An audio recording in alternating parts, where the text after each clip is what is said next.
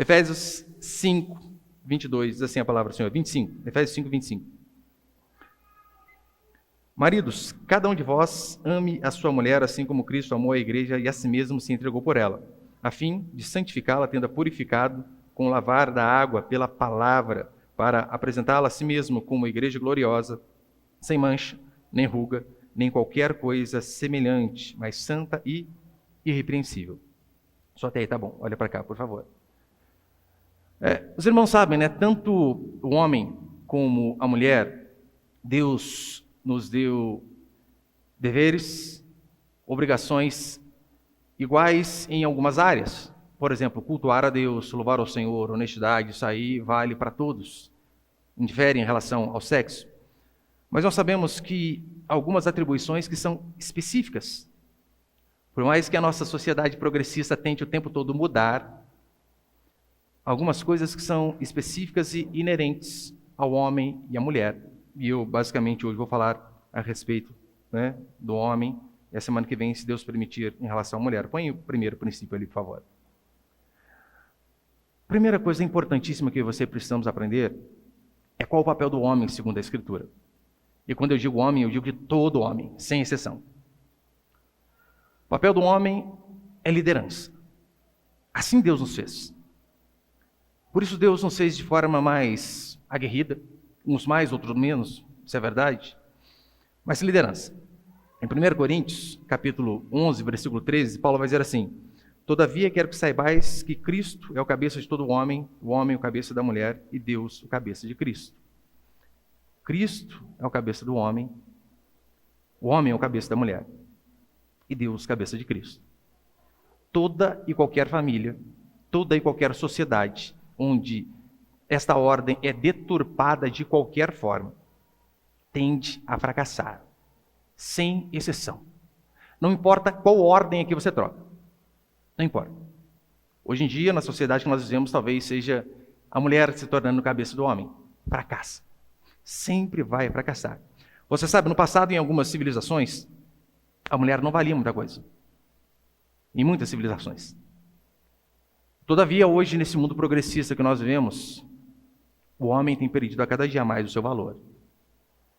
O homem bíblico, aquela referência a qual Deus nos dá, tem a cada dia mais se deteriorado. E a todo custo nós vemos mídia, pessoas, tudo que é lugar, tentando basicamente desmasculinizar o homem. Isso que é o tempo todo tentado ser feito em nossa sociedade. A sociedade hoje em dia, ela vê o ser humano, principalmente o homem, como causador de todos os problemas da sociedade. O homem, sim, o homem virou demônio. Tudo é culpa do homem, pode ver. O homem é aquela imagem de tudo que há de ruim. Tudo que há de ruim. A imagem é personificada no ser masculino. E, em contrapartida, a mulher é colocada quase que num pedestal como um ser angelical, inerrante, e chega a ser o exemplo de todas as pessoas, inclusive dos homens. Você percebeu como tem, hoje em dia, esse dia eu estava vendo, acho que é uma matéria de uns artistas, mas já com maquiagem, puxando o olho para lá e para cá, falei, gente, antes era o emo, né? O emo você via mais ou menos, uma coisa descambada mesmo. É o tempo todo tentando desmasculinizar a imagem que Deus fez do homem e colocando a mulher no pedestal de quase como ser perfeito e angelical. O homem de Deus, ele está perdendo espaço e a autoridade a qual Deus conferiu. O que eu vou falar aqui, eu sei que tem muitas irmãs que ficam bravas, e eu espero que você não fique, porque eu só vou falar o que diz a Escritura. Mas quando a Bíblia vai dizer que o homem foi feito autoridade, foi Deus assim que o quis, não porque ele é melhor de forma nenhuma. Não estamos aqui discutindo quem é melhor, quem é pior, mas aquilo que Deus ordenou. Paulo vai dizer assim em 1 Timóteo, não permito que a mulher ensine nem exerça autoridade sobre o homem, antes que permaneça em silêncio. Daí ele explica o porquê. Porque primeiro foi criado Adão e depois Eva, ponto. Porque o homem deve exercer liderança, porque Deus fez o homem primeiro. Se você acha ruim, reclama com Deus, criatura, não comigo. Não com o seu marido. Reclama com o Senhor, assim Deus o fez. Só que da mesma forma que é um privilégio ser o primeiro, ser cabeça, liderar, junto com este ganho, vem responsabilidades intransferíveis. Sim, todo homem recebe responsabilidades intransferíveis. Por que eu digo isso? Olha para você ver. Diz a Escritura que Adão, ele é o responsável por sua esposa. Então, Eva peca, leva o fruto a Adão e Adão peca junto com ela. Deus, ele vinha todo dia, na virada do dia, ter com os dois. Depois do pecado, Eva pecou primeiro. Vocês lembram quem Deus cobrou? Adão. Deus cobrou Adão, o homem, porque você não liderou a sua esposa. Você é o responsável. Adão ainda tentou dar uma desculpinha ali, assim, foi a mulher que tu me deste. Em outras palavras, Deus, eu estava bem sozinho, né? Até que o senhor foi colocar uma mulher aqui e complicou tudo. Não, para Deus não fala. Jogar a culpa no outro, e Eva fez a mesma coisa. Foi a serpente que me enganou. Esse é o ser humano, especialista em dar desculpas. Da mesma forma, Davi. Olha para você ver o peso que traz a responsabilidade de se ser líder. Diz a Escritura que Davi comete pecado, adultera, depois mente, depois mata. Devido ao pecado dele, primeiro, um filho morre. Essa é a primeira consequência imediata. Depois vai dizer a Escritura que muitas e muitas desgraças vieram à família do homem segundo o coração de Deus. Um filho estuprou outra filha. Um de seus filhos saiu com todas as suas mulheres para que Israel visse a vergonha de Davi. Diz a Escritura que daquele instante em diante, a espada nunca mais saiu da casa do homem segundo o coração de Deus. E veja, o homem, o líder, pecou. Olha a desgraça que ele trouxe para toda a família. Você consegue ver aí o peso, a responsabilidade que há sobre o homem? Assim acontece. Ser cabeça não tem a ver com ser ditador, é o que eu vou dizer aqui. Não tem a ver com ser autoridade infalível, quase que um papa. Não estou dizendo isso. Não estou dizendo que o homem, pelo fato de Deus o colocar como líder dentro de casa, que ele deve ser incapaz de ouvir a esposa. Óbvio que não. Deve ouvir muitas vezes. Muitas vezes. Todavia, é necessário que se assuma o papel de liderar a casa. Sabe por quê? Toda vez que não há alguém que assuma essa responsabilidade de liderar a casa, ou qualquer outro lugar, nação, toda vez que não há alguém que assuma a responsabilidade por liderar, a consequência é sempre uma: caos.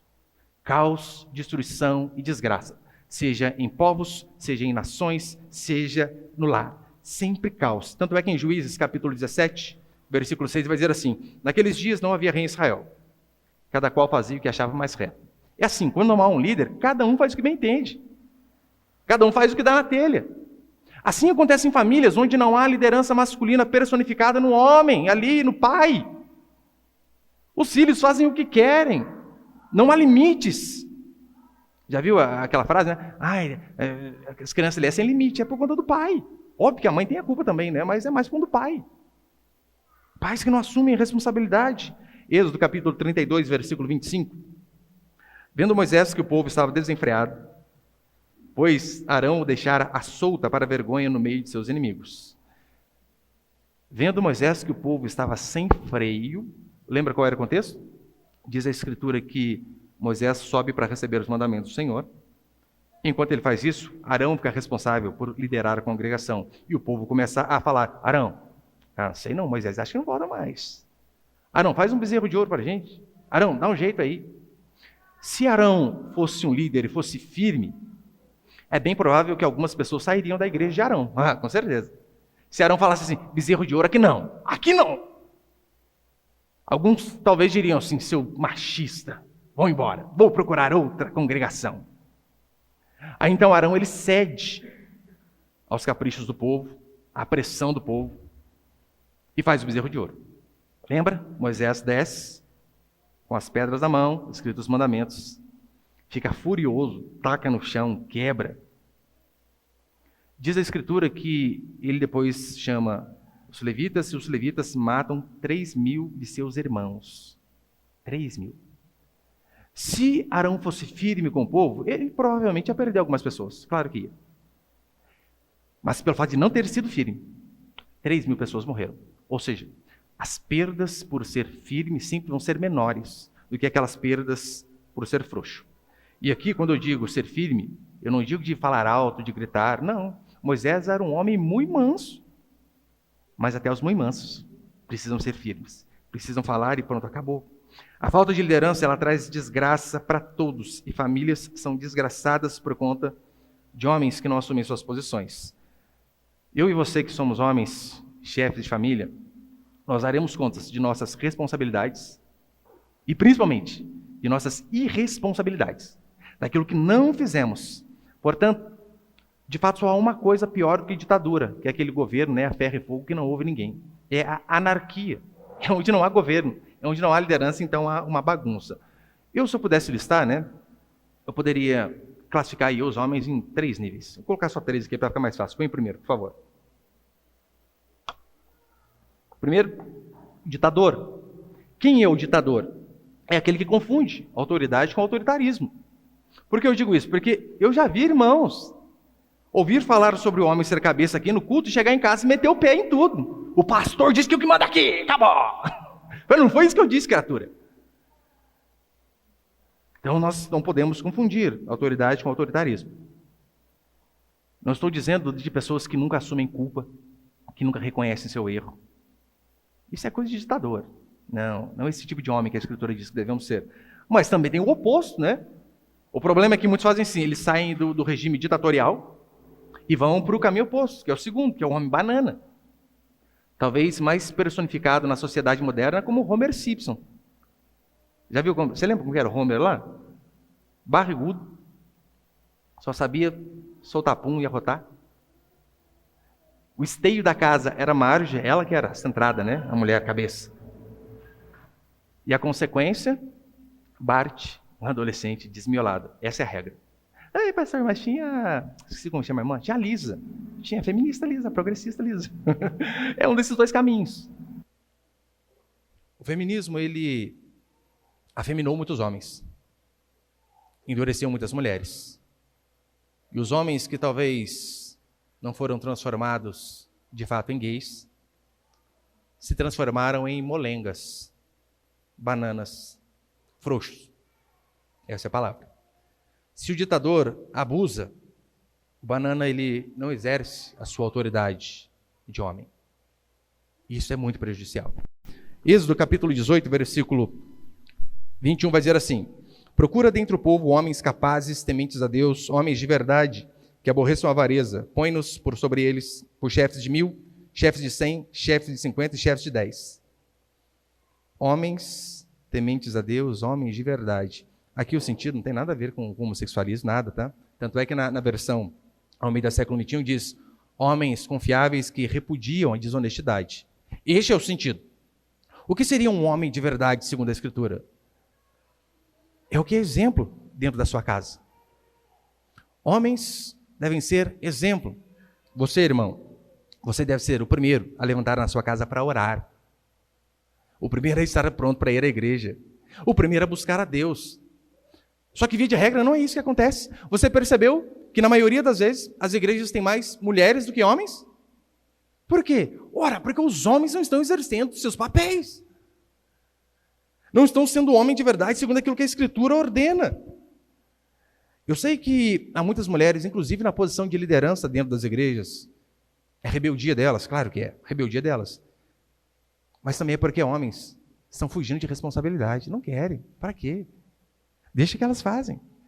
O homem de verdade, ele, por vezes, terá que ser firme. Firme com filhos. Isso faz parte das nossas responsabilidades. Uma vez uma irmã disse para mim, pastor, como que é ter filho adolescente? O meu mais velho vai fazer 18. E eu falei assim, normal? Não, como assim, pastor, normal? Mas não tinha que ser normal?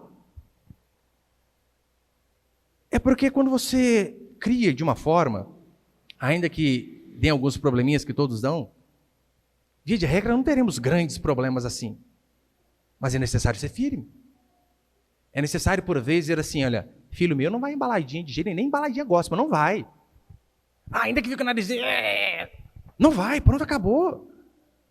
Não vai namorar antes do tempo. Onde já se viu? 15, 16 anos, eu vou namorar. Não tem a mínima condição de casar e está dizendo que vai namorar. Absurdo. Eu já falei aqui para os irmãos, né? Quer saber a idade certa de você entrar no relacionamento? É quando o homem ele tem condição de sustentar a si mais uma pessoa. Essa é a idade certa. Se ele não tem condição, é passatempo, é pecado, não deve fazer. Não deve fazer isso, não deve ir para este caminho. Teremos que ser firmes. Firmes com filhas, mulher também. Eu lembro uma vez de ouvir uma irmã, quando ela foi casar, ela estava para entrar com o pai dela. Ela olhar para o pai e dizer assim: pai, obrigado pelos inúmeros nãos que o senhor me disse. Porque eu sei que esses nãos foram para me privar de algo ruim. Da mesma forma que os nãos de Deus a mim e a você, não são para cortar o nosso prazer, mas sim para nos privar daquilo que é errado, daquilo que é pecaminoso, daquilo que vai acabar conosco. Ora, os nãos de um líder, de um homem dentro de casa, deve ser com o mesmo objetivo. Não importa. E, meu irmão, não importa quantos anos seu filho tenha. Não importa. Porque eu sei que é fácil a gente mandar em criancinha, né? Mas interessa. Está com 20 anos, morando dentro da sua casa, e você sustentando, tem que fazer o que você manda. Que história que é essa? Ai, meu filho não quis vir ao culto. Que não quis? Como assim não quis? É você que sustenta? Vai onde você quer. Você pode dizer, pastor, isso aí eu acho que ser ditador demais não é. É ser firme. Quer tomar as suas próprias decisões, pague suas próprias contas. Uma vez eu estava na loja de um irmão e a filha dele trabalhava com ele. E a filha dele disse assim: pastor, meu pai quer me obrigar à igreja.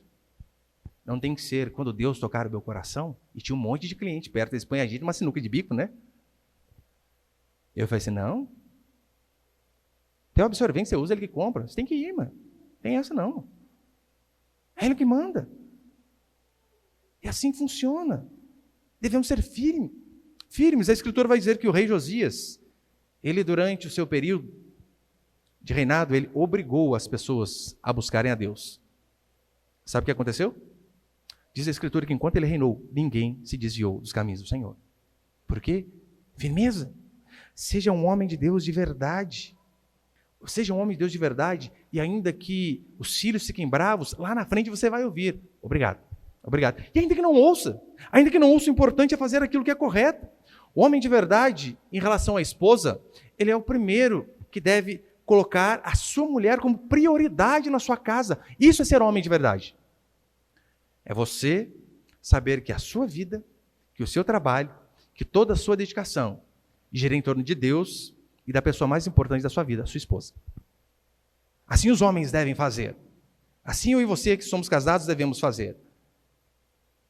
Inclusive na frente dos filhos. Sabia disso, né? A mulher vem na frente dos filhos. Eu tinha um amigo que ele tinha uma tatuagem assim no braço, né, escrito, acho que era amor só de mãe, alguma coisa assim. E eu até entendo por que muitos usam essa tatuagem, né, amor só de mãe. Sabe por qual motivo? É porque muitos homens não têm amado a esposa do jeito que deveriam amar. Então, o exemplo de amor acaba se tornando a mãe. Mas a Escritura diz que o exemplo deveria ser os homens, os maridos. Então é importante ser firme, inclusive com a esposa. Quer arrumar uma briga na sua casa, meu irmão? É você dizer assim para a sua esposa: essa roupa não está boa, troca. Terceira Guerra Mundial. Está muito justo. Decote. Mas faz o que eu tenho, então não vamos sair. Só que o que muitos fazem? Sucumbem. Porque vai ficar brigado comigo a semana inteira. Blá, blá, blá. Não. Devemos confrontar. Em amor. Devemos proteger aquilo que é nosso. A Escritura vai dizer que a esposa ela é um manancial recluso, uma fonte selada. Agora, como que é a esposa de muitos? É quase uma praça pública, gente, para todo mundo ver. Não é este o padrão. Não é isso que a Escritura diz. E eu digo para você, olha, ao longo desses 16 anos na igreja, quantas irmãs, conversando comigo com a minha esposa, já nos disseram em lágrimas, dizendo assim: eu queria que meu marido mandasse em mim. Eu queria que ele fosse mais firme. Ele deixa eu fazer tudo o que eu quero. Mulheres de verdade necessitam de homens que as governem, para que elas se sintam seguras. Você pensa que não? Elas ficam bravas no começo, óbvio que ficam. Mas isso aí traz segurança. Faz elas, na verdade, dizer assim: tô louco na vida. Mas, eita, macho bom, viu? E assim tem que ser. Esse é o padrão da Escritura. E se você for um homem de verdade, priorizar a sua esposa, amar a sua esposa, eu tenho certeza, ela não vai ter dificuldade nenhuma em se submeter a você, como diz Efésios capítulo 5, versículo 22, né? Mulheres, sejam sujeitas aos seus próprios maridos. Não vai ter dificuldade. E qual que é o papel do homem? Segundo, já estou encerrando. Segundo papel do homem, amar a esposa. Como nós lemos aqui o versículo 22, versículo 25, melhor. Maridos, cada um de vós ame a sua mulher. Ame a sua, né? Não é do outro, não. Ame a sua mulher, hoje em dia tem que dizer. Assim como Cristo amou a igreja e a si mesmo se entregou por ela. Ame a sua mulher assim como Cristo amou a sua esposa e morreu por ela. Por isso que eu falo para você, o papel mais fácil é das irmãs. É só submeter. É só se sujeitar. É só fazer como Sara fazia com Abraão, chamava-o de Senhor. Brincadeira, irmã, você não precisa não. Imagina fazer isso aqui, irmã, chama seu marido de Senhor. Claro, não precisa. Mas veja, nós somos comissionados a, se necessário for, morrer pela esposa. Essa é a forma que Cristo amou a igreja. Para você saber como você deve amar a sua esposa, como você deve tratar a sua esposa, você deve olhar o que Cristo fez para a sua igreja, o quão ele se dedicou e tudo que ele fez. Cristo, ele amou a sua igreja apesar dela ser indigna, sabia? Não éramos dignos. Cristo amou a sua igreja independente dela ser bonita ou feia. Cristo amou a sua igreja independente de seus predicados externos. Ele amou porque amou. E assim o marido deve fazer para com a esposa. Nós não devemos amar a esposa com base naquilo que ela nos oferece ou com aquilo que ela nos retribui, mas simplesmente porque é uma ordenança. Se você entende isso e faz o seu melhor e ela não retribui, ora, você nem chateado fica, porque você apenas está cumprindo o mandamento. Amar no dia do casamento, meu irmão, é fácil, né? E depois? Depois de 10, 15, 20 anos, 3, 4, 5 filhos, a lei da gravidade chegando, rugas, ainda assim o amor deve permanecer, é o que diz a palavra do Senhor. Por esse motivo que é um absurdo esses homens que trocam a mulher de 40 por duas de 20, porque gostam de sentar com a novinha. Absurdo. Eu lembro que no meu casamento, em 2007, minha esposa cantou uma música para mim, eu cantei também, junto com ela, passei vergonha, sabia cantar. Até hoje não sei, né, mas lá era pior. Eu lembro que tinha uma frase da música, eu nem lembro qual era, que dizia assim: eu vou te amar até o fim. E é isso que eu exercito todos os dias. Se não chegou o fim, ainda devo amar. Aí já se vão quase 23 anos, juntando tudo, né? 23 anos. Primeira e única namorada. E eu constantemente lembro meus meninos de que vocês nunca vão chegar um dia em casa e vão encontrar a mamãe sozinha. Todo dia o pai vai estar aqui. Todo dia. Eu faço isso justamente para que eles possam me cobrar também. Porque pensamentos suicidas todos têm. Loucura nas nossas cabeças todos têm. Então por isso que constantemente eu digo a eles: lembrem-se do que o pai prometeu. O amor do marido pela esposa, ele deve ser como o amor de Cristo pela sua igreja. E é interessante, né? Nós vemos basicamente 3 formas de amor aqui na palavra de Deus. Por exemplo, em Efésios, nós vemos o amor eros, que vem, e daí vem a nossa palavra erótico. O amor de marido para com a esposa dentro do lugar certo, no casamento. Esse amor é uma bênção, deve ser também. Cristão, eu vou falar, né, na última mensagem sobre vida sexual aqui, daí não traga criança nesse dia, eu vou falar especificamente sobre esse tipo de amor aqui. O amor eros, de erótico, que tem que ter. Porque as pessoas pensam que a vida íntima de cristão tem que ser igual uma geladeira. Pelo amor de Deus, gente. É por isso que tem muitos casamentos que não duram nada, mesmo dentro da igreja. Mas Jesus, ele não está usando esse amor. Ele não está usando o amor filéus, que vem, né, de filantrópico, de benéfico, caridoso, de amor fraternal. Mas o amor que ele usa aqui, que o marido deve amar a esposa, é aquele amor ágape, aquele incondicional. Ou seja, não tem uma condição para você amar a sua esposa. Você casou, ame-a até o fim. Ah, mas ela ficou doente. Problema nenhum, continue amando. Ah, mas ela mudou. Não tem problema. Ela envelheceu. Oh, você continua novo? O amor deve permanecer. É interessante em relação a essas palavras aqui, né? Por exemplo, lembra aquele episódio onde Jesus ele diz assim para Pedro: Pedro, tu me amas? E Pedro diz: Senhor, tu sabes que te amo. Jesus ele pergunta: Pedro, tu me amas? Com amor ágape. Pedro responde assim: ó, Senhor, tu sabes que te curto. Seria mais ou menos essa tradução, né? Ele responde com um amor filéu. Depois Jesus pergunta de novo: Pedro, tu me amas? Ele diz: Senhor, tu sabes que te amo. Novamente com amor filéu. Daí na última Jesus dá uma rebaixada, né? Jesus também pergunta com amor filéu: Pedro, tu me amas? Daí Pedro diz: Senhor, tu sabes que te amo. Aqui Pedro não tinha entendido que o amor dele para com Jesus deveria ser o mesmo amor, né? Incondicional, assim como Cristo o amou. Então, o marido, ele tem que se sacrificar pela esposa. Este é o mandamento. E é interessante que o verbo aqui, o agapau, ele está no imperativo presente ativo. O que seria isso? Imperativo presente ativo. É algo que você deve fazer hoje, que você deve fazer amanhã, que você deve fazer depois, e depois, e depois, e depois, e depois, e depois, sem fim. Essa é a missão que Deus dá a mim e a você. E aqui lembrando, né, é uma ordem, não é uma opção aos maridos. Casou, disse sim no altar, honre a sua palavra. E terceiro e último para encerrar, põe ele, por favor. Bem prático agora para você cobrar seu marido, irmã. Fique em paz. Anota agora, toma nota. Amar a esposa de forma prática. Lembra? Cristo amou a igreja de forma concreta, prática. Ou seja, ele demonstrou através de atitudes na cruz do Calvário. Ele não apenas amou de palavras, como diz 1 João 3,8. Filhinhos, não amemos de palavra nem de língua, mas de fato e de verdade. Ou seja, você falar que ama é importante, mas você precisa demonstrar também de forma prática que você ama. Não adianta você constantemente dizer todo dia para sua esposa: eu te amo, eu te amo, eu te amo. Mas você está agindo, mostrando de que jeito? Não adianta você ser igual o Vinícius de Moraes, né? Lembra aquela música? Eu sei que vou te amar, por toda a minha vida eu vou te amar, em cada despedida. Gente, a música é linda. E ele que fez essa música, eu sei que vou te amar por toda a minha vida, eu vou te amar, casou 8 vezes. O cara é o Highlander, né? Um monte de vida. Como assim? Primeiro, você deve aprender a deixar de ser egoísta, de pensar só em si. Nós somos homens, pelo menos a maioria deles, tem uma dificuldade enorme de reconhecer que está errado, principalmente quando a mulher aponta o erro. Oh, Deus, dói lá na alma, né? Você está certo. Quase não sai.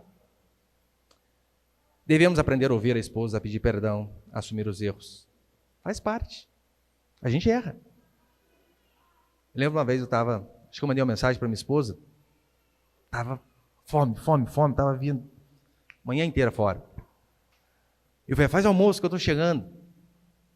Eu lembro que eu cheguei em casa, não tinha almoço, mas pensa numa fúria de um homem. Você não viu a mensagem?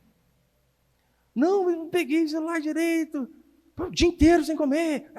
Comecei a vomitar um monte de coisa, né? E eu lembro que na hora ela pegou a panela, começou a colocar em cima do fogão, assim, deixa que eu esquento.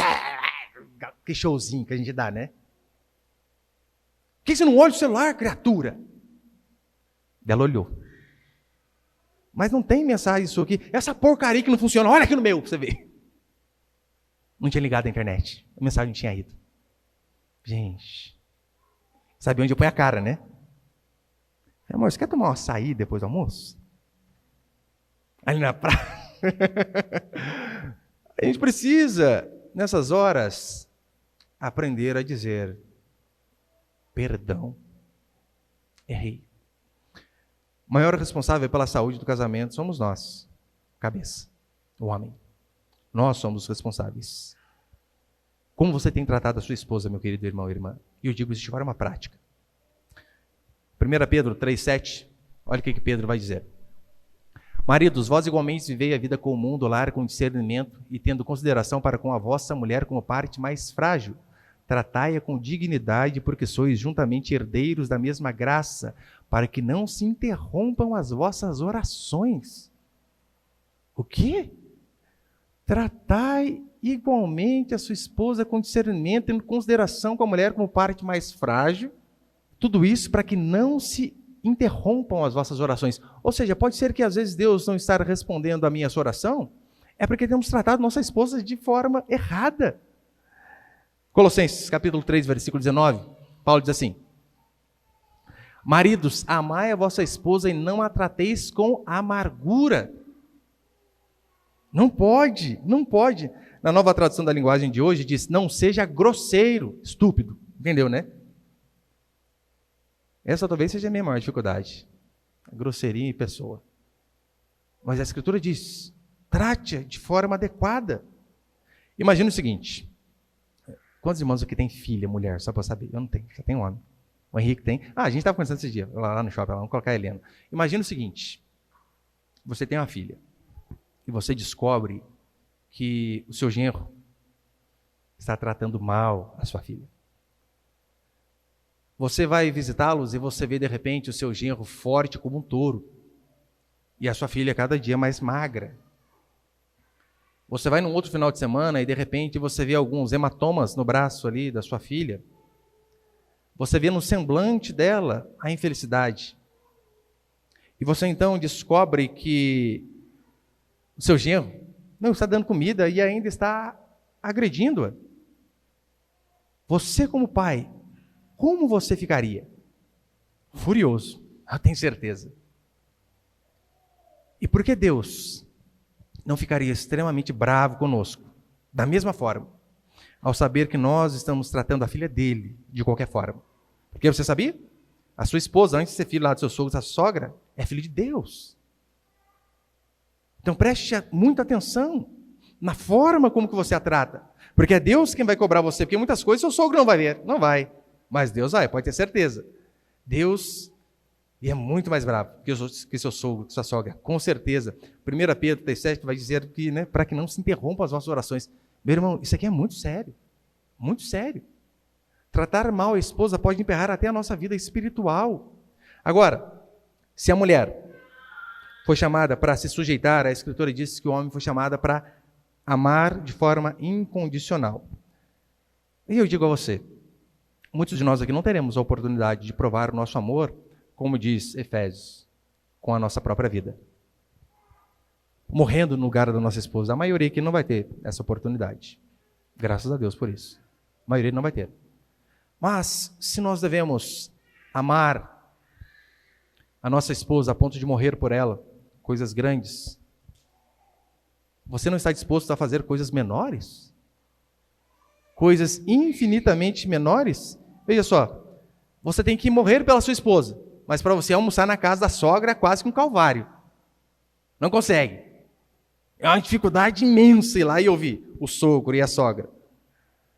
Se você tem que morrer pela sua esposa, é muito dar um presente fora de data, gente. De data especial. Hoje a irmã colocou isso no grupo lá, vocês viram, né? Pastor, fala para os maridos, dá presentes, mas não só em datas comemorativas. Todo dia pode dar se ele quiser. Você tem que morrer pela esposa. Qual o problema de agradar sempre da melhor maneira possível? Eu estava fazendo uma base aqui. Imagina o seguinte. Imagina que você tivesse que pagar um salário mínimo para uma doméstica, R$ 1.300, redundando. Para uma babá, para cuidar do seu filho, mais 1.300. E para mais uma acompanhante. Entende, né? 3 vezes por semana, R$200. Só estou chutando aqui, tá, mano? Não vou pesquisar quanto que é o negócio, é claro, né? Chutando aqui. Se você fizesse esse cálculo aqui, só aí você já gastaria 5 pau por mês. 5. Daí em casa você tem tudo isso, de graça. E não pode agradar a mulher, né? Talvez a acompanhante aqui não seja o seu sonho, né? Mas às vezes a nossa esposa faz muito mais que tudo isso aqui. Cuida do filho, cuida da roupa, cuida de tudo. Eu às vezes eu vou pregar em alguma igreja assim e, né, nunca cobrei nada, nunca. Só que por vezes os irmãos dão ofertas, né? E às vezes eu chego e dou tudo para minha esposa. Ah, mas foi você que vai pregar, por que vai dar para mim? Criatura, se você não me faz comida, se você não cuida da minha roupa, se você não fica com os meus filhos para poder ir, eu não consigo fazer nada sozinho. Eu preciso de você. Por isso, nada mais justo. Então, precisamos aprender a valorizar, não apenas, né, agradecer de boca, mas de forma prática. E eu sei que eu já usei isso aqui uma vez, mas, resumidamente, eu vou fazer um resumo bem sucinto mesmo, né? Não é difícil agradar a esposa, meu querido irmão e irmã, não é difícil. É preciso força de vontade, claro, né?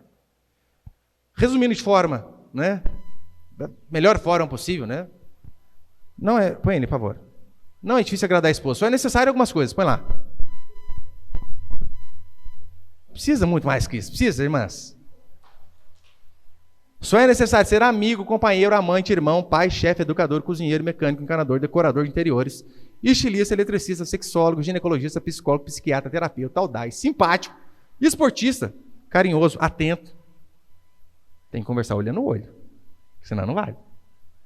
Atento, cavalheiro, inteligente, imaginativo, criativo, doce, forte, compreensivo, tolerante, prudente, ambicioso, capaz, valente, decidido, confiável, respeitador, apaixonado e sensível. Pastor, como que junta isso? Forte e sensível, não sei. Mas dá um jeito. Precisamos ser ogros, mas ao mesmo tempo sensíveis. Uma vez eu vi um rapaz dizer assim, né? O problema de muitas mulheres que querem casar hoje é que elas querem um homem que seja alto, forte e ao mesmo tempo meio carinhoso e sensível. Só que o problema é quando elas acham um homem alto, forte, meio carinhoso e sensível, e ele quer outro homem alto, forte, meio carinhoso e sensível. Esse é o problema. E hoje em dia, esse mundo que a gente vive está de brincadeira. Mas veja o que a Escritura diz. Amar a esposa. É claro, né? Isso aqui é apenas uma ilustração. Mas quantas vezes nós damos tanta atenção para os outros, para coisas. Trabalho, devemos sempre fazer. Mas percebeu que para a mulher, às vezes, nossa, é uma dificuldade de sentar e ouvir 30 minutos, 40, 50, 1h30, 2 horas. Minha esposa, toda vez que ela fica brava comigo, eu digo assim, né? Ela começa a falar, eu falo, seja objetiva. Vai direto ao ponto. Não, mas você tem que entender o contexto. Não, eu não sou maluco, eu entendo, seja objetivo, eu entendo. Porque quando você vai visitar os irmãos, você ouve, e o fulano fala, e fala. Você não fala assim para as pessoas, seja objetivo. Você deixa os irmãos falar. Você deixa as irmãs falar. Por que comigo é assim? Vai, fala então. Ele fala, você já falou, Raquel. Mas eu preciso falar. Está no contexto. Essa é a vida. Essa é a vida. Ela fica mais brava quando eu marco o tempo. Já faz 45 minutos que você está falando. Terminou? Nossa, deve ficar louca. Mas calma aí, a gente dá tanto tempo para tanta coisa. Por que não daremos para a esposa? A melhor coisa que você pode fazer é você chegar em casa, é dolorido isso, mas é muito importante. Senta com a sua esposa e diga a ela assim, o que eu faço que você abomina, que você não gosta? O que eu faço que te chateia? Pegue um papel e anote. Eu tenho hábito, eu anoto no celular, né? Eu tenho um bloquinho de nota, e eu anoto mesmo. Toda a chateação que ela diz, olha, isso aqui que você falou, né, me magoou demais. Eu marco, e eu ponho no meu bloquinho de oração ali, porque toda vez que eu vou orar, eu vejo e lembro. Isso aqui chateia a mulher da minha vida. Não posso fazer mais. Eu paro de errar? Às vezes ainda dou uma errada. Mas eu me esforço de todo o meu coração. Portanto, se você não é casada, irmã, veja se o seu futuro pretendente está disposto a te amar mais do que ele mesmo. A te amar mais do que seus hobbies. Porque o padrão da Escritura para mim e para você é amar a esposa a ponto de se entregar por ela. E que Deus possa, de fato, nos capacitar, porque sabemos que não é fácil. Né? Temos uma irmã aqui da igreja que ela é casada há 36 anos. Gente, é muito tempo. Casamentos são feitos de duas pessoas pecadoras. Se você não entende que você precisa de Deus para que essa aliança dure até o fim, ela não vai perdurar. Então, se você é marido e você tem feito o contrário daquilo que a Escritura diz, exerça o papel de liderança na sua casa, porque isso vai deixar a sua esposa menos sobrecarregada. Então, que nós, como homens, venhamos aprender a valorizar de fato nossas esposas. Se Deus nos incumbiu de morrer por elas, se necessário, quem dirá coisas menores? Que Deus possa capacitar a mim e a você. Amém, meus irmãos?